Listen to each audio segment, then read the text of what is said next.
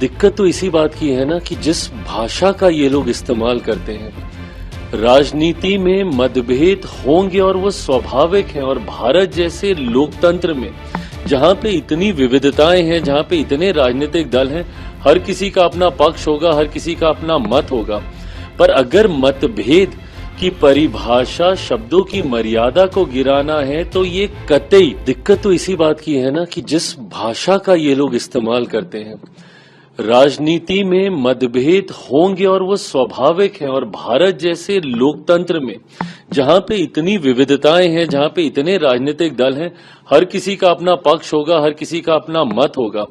पर अगर मतभेद की परिभाषा शब्दों की मर्यादा को गिराना है तो ये कतई भारत जैसे लोकतंत्र के लिए उचित नहीं है और मैं कतई इसको स्वीकार नहीं करता हूं। मैंने हमेशा कहा है कि राजनीति में भाषा की मर्यादा का पालन करना होगा और भारतीय भाषाओं की खूबसूरती है भैया।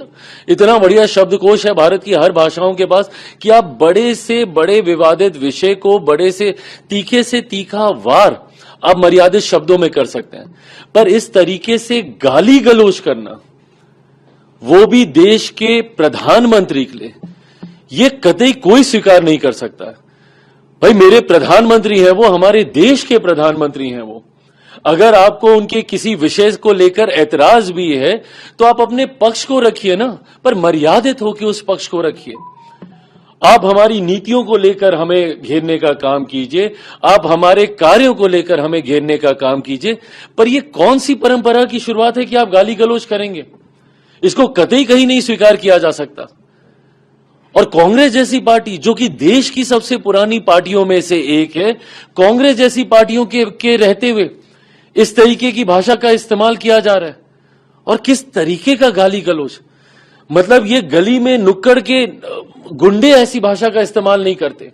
और ये वही चलन है, ये वही परंपरा है राष्ट्रीय जनता दल जैसी पार्टियों की, जिसकी वजह से 90 के दशक से बिहार जो हमारा बदनाम हुआ है, आज तक हम लोग अपने उस खोए हुए गौरव स्वाभिमान की हम लोग लड़ाई लड़ रहे हैं। राष्ट्रीय जनता दल जैसी पार्टियों ने जिस तरीके से 90 के दशक से बिहार को बदनाम करने का काम किया, यही बोलचाल की वजह से, इसी तरीके की कार्यशैली की वजह से।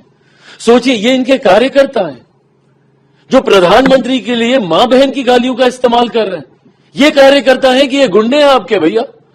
और ये वही लोग हैं जिन्होंने 90 के दशक में किस तरीके से अपराध, हत्या, लूटमार, डकैती, बलात्कार जैसी घटनाओं को चरम सीमा पर ये लोग लेकर गए थे। जो व्यक्ति गाली गलौज खुलेआम खुले मन से कर सकता है, राजनीतिक दल के वरिष्ठ नेताओं के सामने कर सकता है, वो सोचिए वो अपने घर में, गांव देहात गांव में जाके वो क्या कर रहा होगा। किस तरीके की राजनीति राष्ट्रीय जनता दल और कांग्रेस जैसी पार्टियां करना चाह रहे हैं। और जब चुनाव आता है, इस तरीके से भाषा की मर्यादा को ये लोग गिराने का काम करते हैं।